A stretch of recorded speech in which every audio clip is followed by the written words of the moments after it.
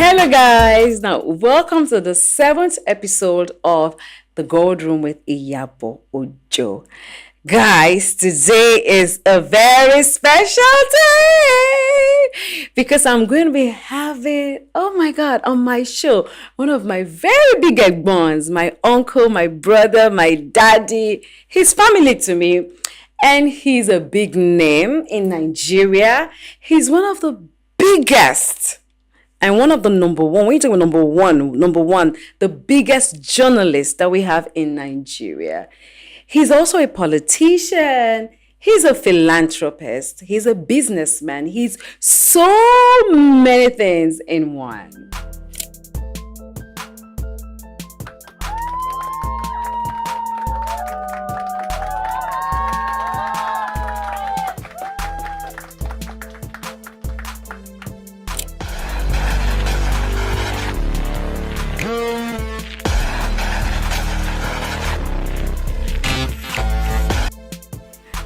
It's an honor to have you here, sir. Thank you so much for coming. Oh, no, the pleasure is mine.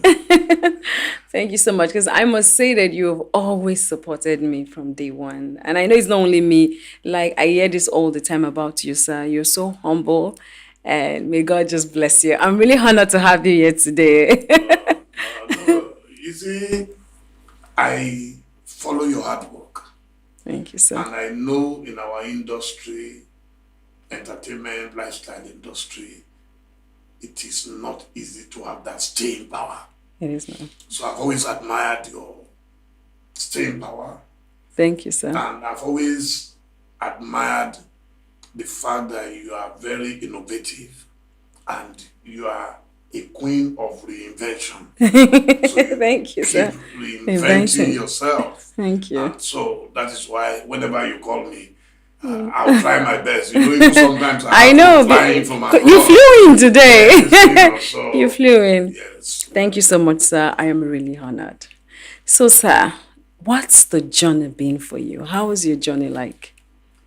Or let's just say, how is your journey?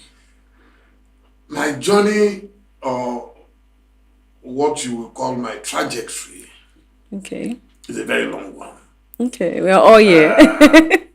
I don't know if I'm allowed to speak some Yoruba. Yes, you are. I will try to translate as much as possible. Tọ́dẹ bá ròṣẹ́, tó bá ròyà, tó bá pẹran, kò ní fẹ́ nìkan kan jẹ. Bene. Yeah. If the hunter to look at what it takes to kill, Yeah. The bushmeat. The bushmeat. That we all love to devour. Yeah, I'm telling you. He will not share with no one. Yes. So my story is a very long one. I was born on May 16th, 1960, in the ancient city of Ile-Ife. To borrow the popular cliche, to very humble parents.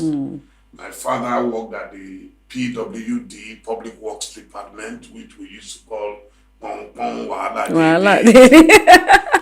And my mother was a petty trader. She was selling food to some prisoners. That's my earliest recollection of what she did for a living. And so I did all my education in Ile-Ife. My father originally came from present-day Edo State, from a village called Iyebe in the Owan East local government of Edo State. How he meandered and navigated his way to Ile-Ife, I will never know. You will never know. But to cut a long story short, I did all my education in Ife, primary, secondary, university, and so on and so forth. Unfortunately, I lost my father 50 years ago. Wow. May his soul continue to rest in perfect peace. He died and was buried in Ile-Ife. So, of course, that forced me into doing all manner of menial jobs. So my journey started from being an errand boy at the CSS bookshops in Ile-Ife. Thereafter, I was a village teacher. Wow. Where you had to jump on cocoa tractor, just for what we call caterpillar. Caterpillar, yeah. Because the roads were not motorable. So you had to wake up as early as 5 a.m. to get to the village. Then one day, my mom came to see me and said, and I'm the only child of my mom for my dad. Ayobamidele, inú gbó ìlú ń gbé, ká má pọ̀ mọ́ mi fún mi o. No, Yeah. Ayobamidele. So this is the Yeah. condition under which you live. And then she No took me way. back Took you back to home. Ife. And thereafter, I found a job at the University of Ife, what they call the Zikaya Oluwasomi Library now, at the then University of Ife. So I was a library attendant from 1977 to 78. Okay, before that, I did my first school cert in 1976. 76. I Okay. had a poor grade 3. Okay. F9 maths, F9 chemistry, F9 biology, and So were you playing too much? I don't know. I don't know. I think the brain I think I was just slow initially. You know, there are yes. slow starters who would always catch up Catch later. up later. So I was a slow starter. And then I took my exam a second time in 1977. Unfortunately, that was the year of the Orijo when there was mass leakage of exam papers. Okay. So they seized our results. Then my mom forced me to go and do it a third again, time. yeah. So I got all my papers, my credits, and then I was a pioneer jambite in 1978. Wow. So we were the first set of jam in 1978.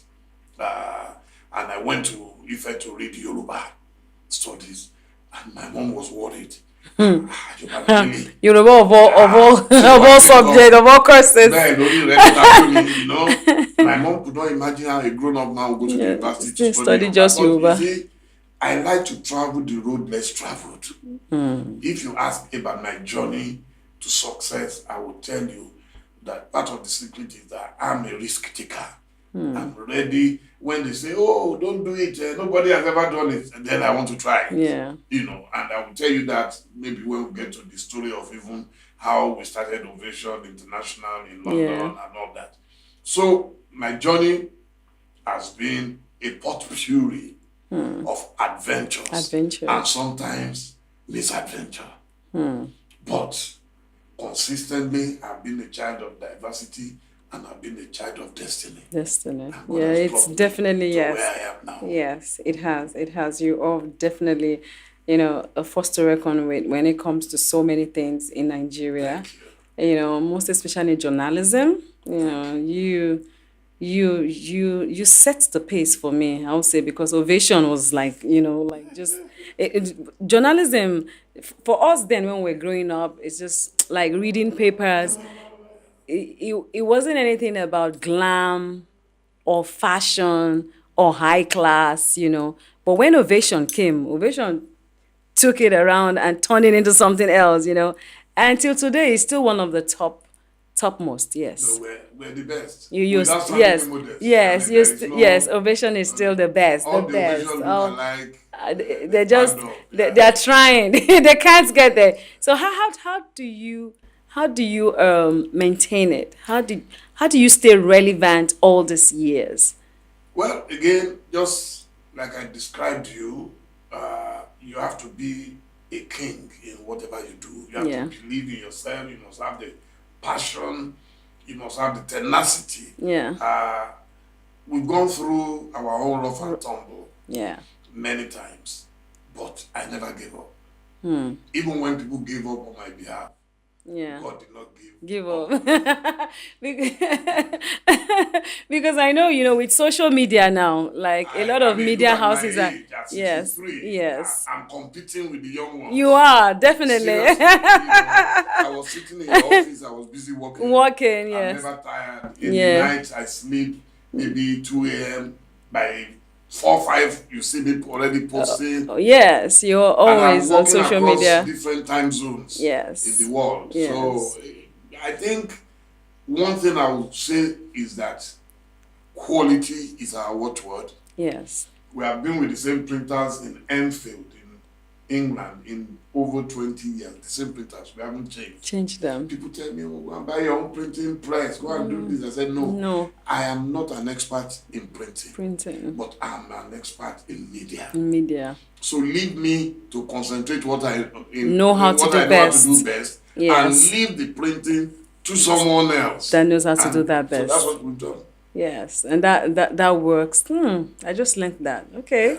Okay. You must go for the best. You must go for the best. Anybody who knows about ovation, in fact, a lot of rich people, you won't believe it. They're afraid to talk to us. Yeah. Ovation, you are going to be too expensive. They have not even asked that much. Yes, they They're already haven't. shaking and Yes. shivering. I- But if your event is not innovation, you just wasted your money. Yes, yes. I remember one of my events, I think my 37th birthday, that I called, I sent a message, Uncle, please, I don't know, I don't have money. Oh. But he said, come on. I said, I don't have money, but I don't mind if they can come and cover my event. And you were like, don't worry, we'll come. I'm supporting you all the way. You are a member of our industry, Yes. a prominent member for that matter. Yes, sir. And we are all very proud of you. Thank you so much, Because you sir. have refused to quit. I'm not quitting. If you're not quitting, I'm not quitting.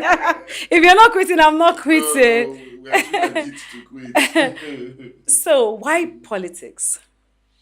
Okay, I would say politics for me, I'm not a career politician. Okay. I've never been, and I don't think I will ever be. I am a part-time politician Yeah. who believes that for society Yeah. to develop, Yeah.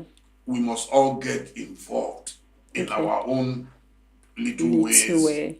If we leave politics only to career politicians, and we're all lamenting like the biblical Jeremiah, Yeah. we're all crying, Nigeria is bad. Yeah. Oh, Nigeria is too tough. Nothing is going to change. True. So I started from when I was about 21, 22. Okay, so you've been doing politics for a very long time. For a long time, but I never thought one day I would contest. And then by the time I decided to contest, I went for the highest office and people said, oh, how can you go for the highest office? Yeah. You have never even been a chairman of Yeah. a local government. You have not, anybody can aspire. Yes. I realized that for you to change Nigeria, you need executive power. Yes. And that executive power, based on my exposure and experience globally, Yeah. very global, I've interacted with a lot of presidents Yeah. all over the world, and I can see they don't have two heads. And there is no law that says the process must be that you must start from the bottom. From the bottom. Yeah. If you believe that you have the brain and capacity And the ability to lead the nation, Yeah. then go for it. True. And that's what I did. Chief Abiola was never a senator. He was a Yes. businessman. Yes. He contested. He was only about 56 when he contested. Yes. And he made his mark. So it's the same thing I aspired for. But now, I can tell you, I've tried twice. Okay. It is not a joke. How was the experience? I was about to ask that. How was the experience like? Nigerian politics is not a joke. It's definitely not a joke. And, I was speaking to Governor Tambua the other day. I said, Your Excellency, I don't think I can ever contest it. You've given up. He said, why? I said, no, they've burnt me enough. Oh my God. Unless my party decides to pick me as a consensus candidate, it's not worth it. It's not worth You it. need billions and billions and billions Why? to contest. Yeah, Nigeria is a big country. Even for you to, I'm not talking about even bribing anybody. Well, It's just for you to move from point A to to point B. If you are traveling as a presidential aspirant or candidate, you have to carry your team with you. You are going to fly. You are going to stay in hotels. You are going to need grand transportation. You are going to need allowances. You are going to need the media. You are going to need to advertise. You are going to need so much. So it's very, very expensive. Extremely expensive. So, and it's not something that you will get supporters immediately. Yes. So you need to invest your own money first before people start believing in you. When they see that, okay, maybe you have a chance.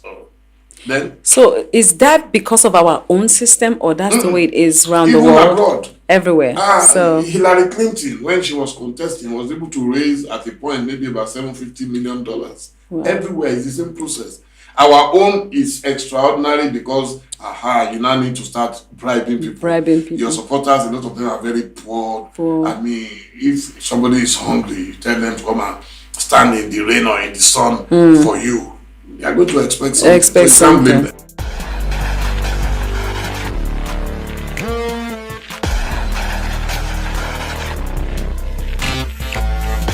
So you're one of the most connected, people we have in Nigeria. So how are you able to connect with people so easily? and navigate through it without any issues. But I don't think it's that easy Okay. to network. I always say that your network is always your net worth. Your network is Your network is always always your your net net worth. worth. Okay. Yeah.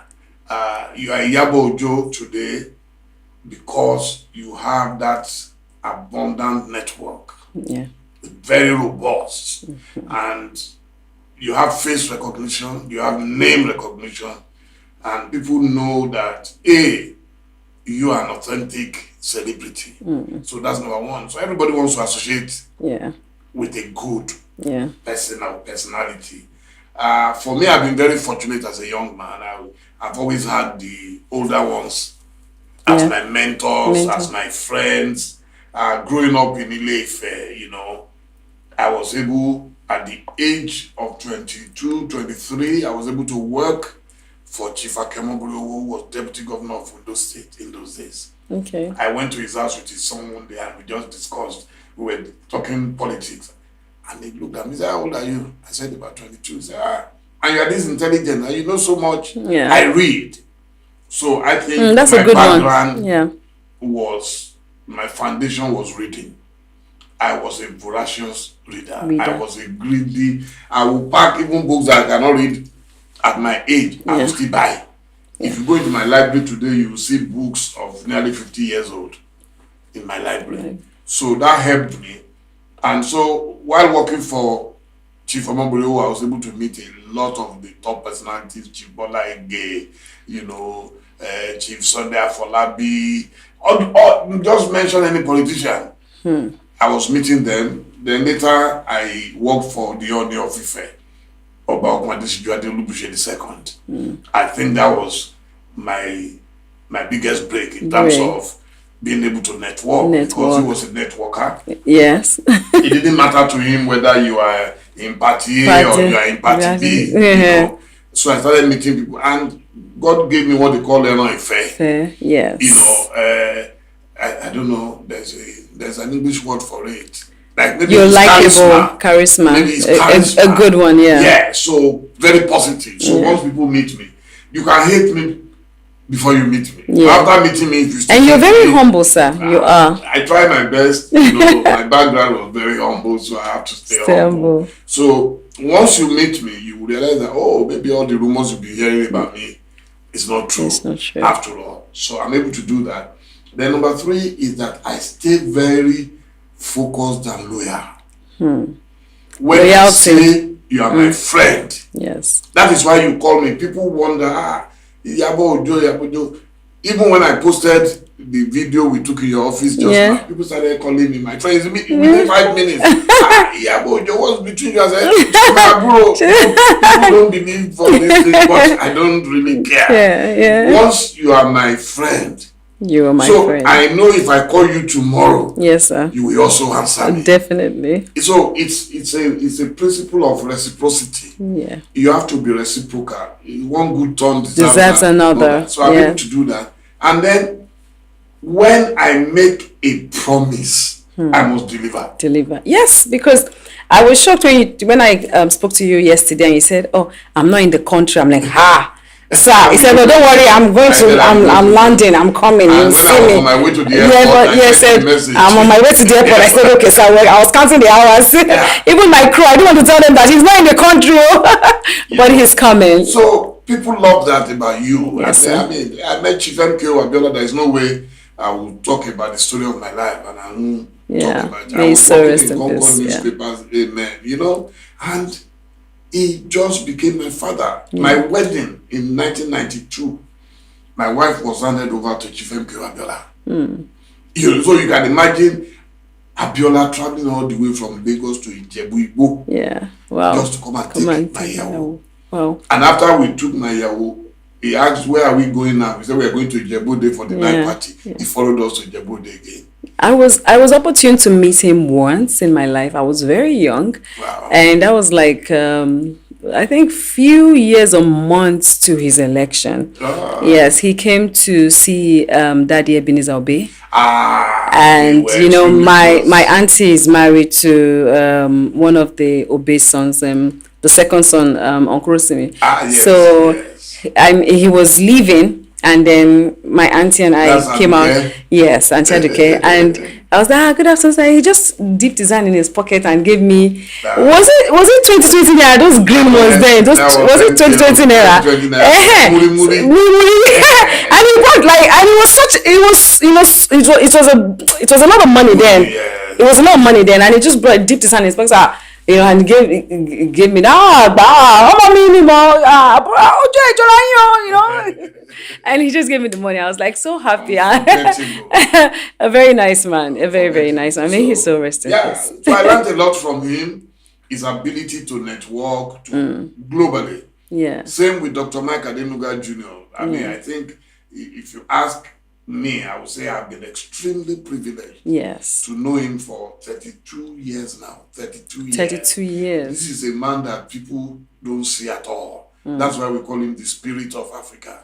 And that spirit, I'm able to see. Wow. I'm able to do things for him. It's a great honor and privilege for me. So that's it. I've been very, very lucky. I would say there is also the element of luck in what you do. Yeah.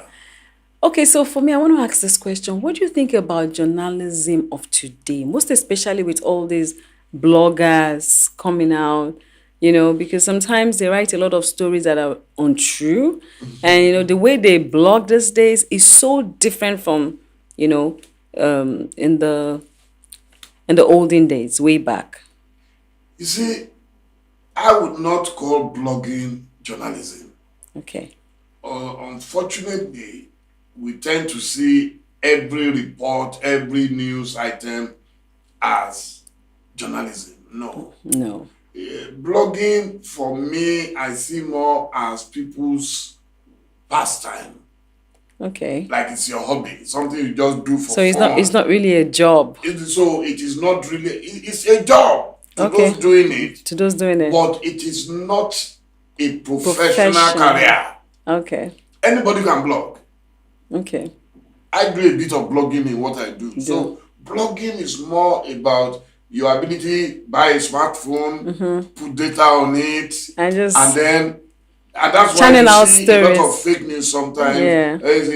This one did that one did that. So, and they tend to appeal more to the bizarre. You understand? They love, so in fact, the more bizarre it is, the more sensational it is, the more people eat it up. Yeah.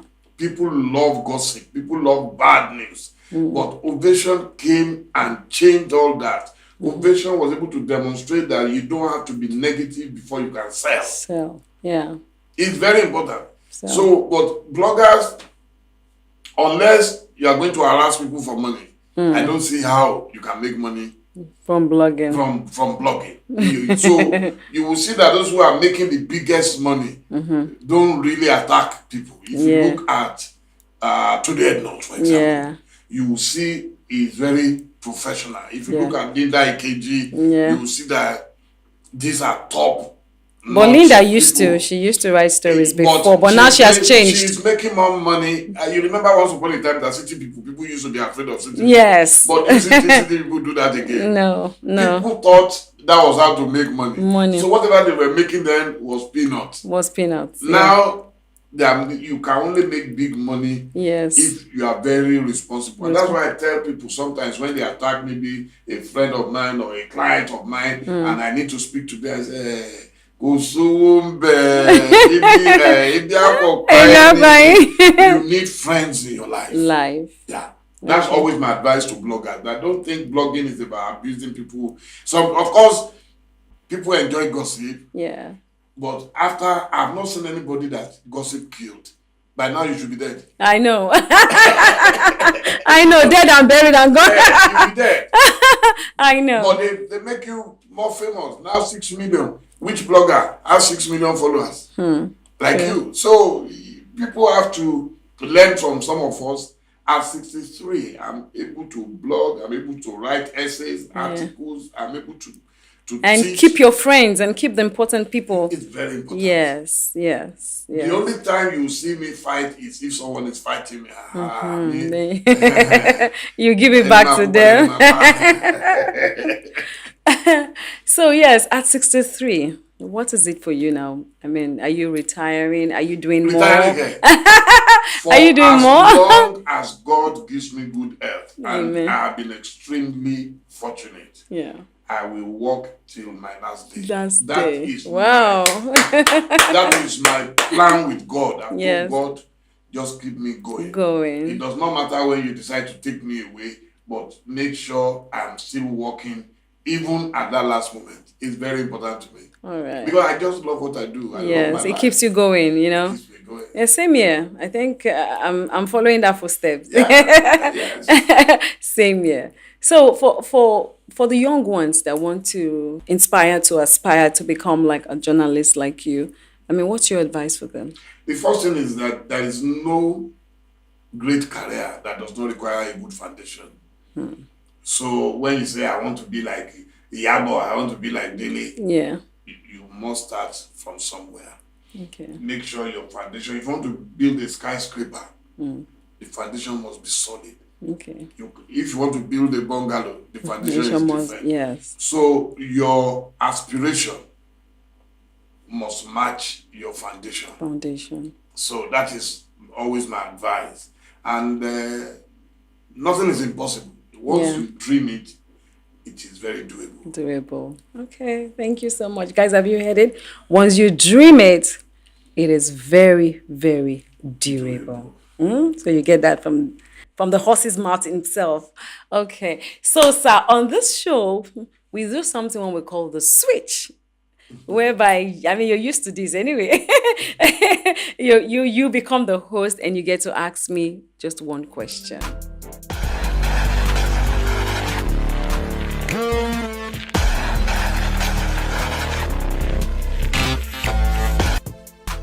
How have you survived a lot of your controversies? You have been extremely controversial. In fact, there were times people thought this controversy will kill this girl.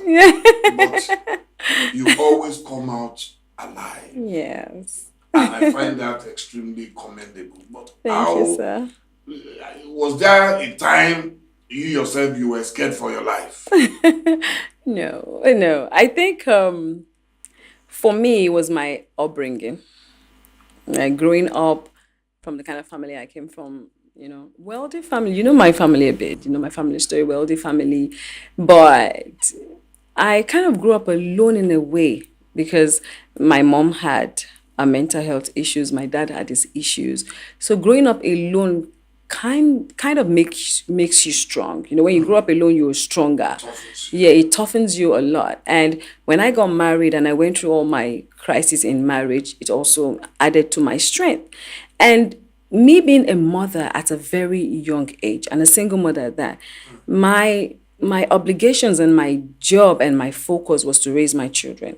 And I just kind of build that wall that whatever it is that was going to come in the way of me having a sane mind to raise my kids, I was never going to allow it. So I had to toughen up. Even before I became famous, I had to just toughen up. So when those weapons or fires or so, whatever it is, tribulations and all whatnot kept rolling towards me, I already had built that wall that I'm not going to break for nobody and not for my children. Never.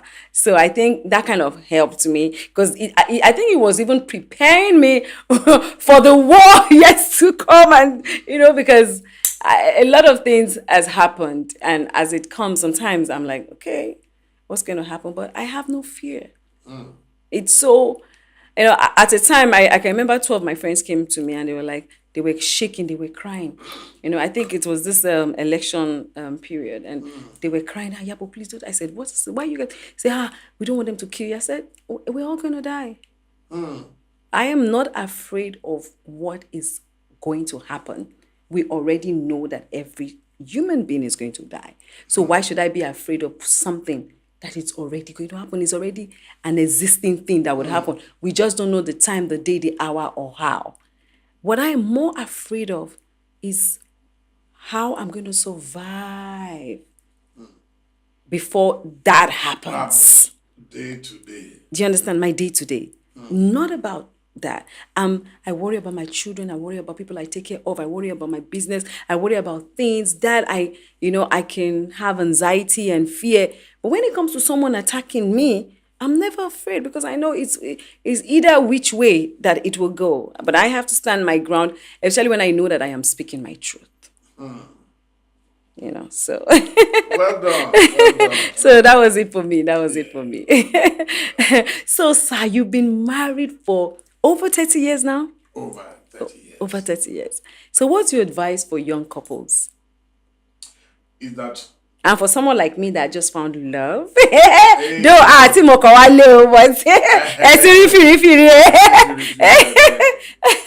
you know, marriage is not a bed of roses. I know. At Ovation, we cover a lot of weddings.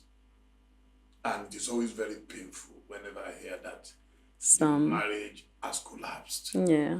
Because a lot of investments go into the wedding. it. Yeah. So I tell people that if they invest as much time and resources into their wedding as into their marriage as they invested in their wedding, the marriage will survive.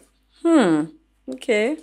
There was an advice that Chief Abiola gave us when we got married, told me and my wife. He said, "Ooh, there must be trouble in marriage.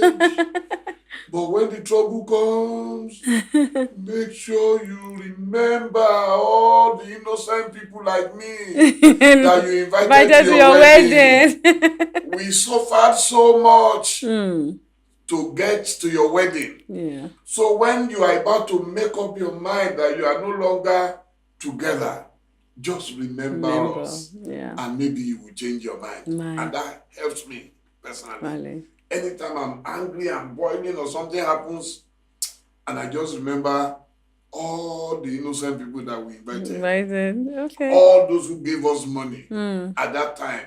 MK Abiola, Adenuga, Isiaka Deleke. You don't want to disappoint them. I don't want to disappoint them. Even though some of them are no longer with us, So for me, our young ones should learn from that. Number two is that you must love unconditionally. When you love unconditionally, you will forgive. Forgiveness. When you say, no, she offended me. I read something on her phone. I read something on his phone. I won't pick my wife's phone. Okay. Even if it's ringing next to me. You say, Dele, the phone here. My baby, no. It does not mean I'm doing something bad. Yes. But you see, just for peace. Just for peace to reign in the house. Some people say, if you truly love each other, you should be able to hold it. There are things that a man wants to keep to himself. There are things that a woman wants to keep to herself. So just take it. So you must respect each other. If you don't look for trouble, you will not get trouble. Yeah. But if you look for it, a friend of mine is fond of saying, if you search the wardrobe well enough, you will see a white cockroach. So don't go around fishing for that white cockroach. Don't go around fishing for that white cockroach. Because what you don't hear, what you don't see, it's not destroy your life. Yes. That is another one. Then the other one they gave us is that one of you must be blind, one of you must be deaf. Yes. One of you must be blind. So one of you must you see nothing. Then the other one must be deaf, so you hear nothing. More often than not, most marriages start packing up from rumor mongering. People coming to tell your wife, hey, you know where I saw Dele yesterday. Iyabo Ojo ló máa tún nonsense. Interview we came to do. You won't know that Paulo is my brother. He's your brother. You see? Yes. True. Like okay, so I'll take that in. We must respect each other's boundaries and space, and you must remember a lot of people, but that's if the relationship is not a violent kind of relationship, though. No, Because before you domestic marry a violence, violent person, then you yourself must be a bit careless. yeah. No, it's not violence. Is not something that. But some people erupts. pretend, though, uncle. No matter how much you pretend, it has started small, you will be seeing the signs. But because you are in love, okay, you will ignore the signs. Ignore the signs. Don't ever. No matter what happens, don't marry anyone that is bad. To say it's going to change, it's not going to change. It's not going to change. It's not going to change. Yeah. Okay. Some people just can't manage their anger issues. Especially when they are poor. When money is people are tempestuous. Yes. There is no money. There's no money. Yeah, because a man is macho in nature. So, yes. The money would help. The money will help. And women, when there's no money, and if you it's not nagging anyhow. You think you are a man, to see your mates. Which is very true. Yeah. Which is very true. Okay. Thank you so much, sir. I really had fun. Thank you so much. It's an honor to have you on our Gold Room show. Thank you. Thank you, sir. Keep going. Don't stop. Thank you, sir. God will bless you more. So, guys, I hope you had fun listening to my big uncle. So, make sure you tune in every Saturday from 8 p.m. on Iyabo Ojo TV on YouTube, so that you can get to watch all these amazing episodes and learn from it. We're here to entertain you, but most especially educate you and inform you, and you get to learn about everyone's journey to success.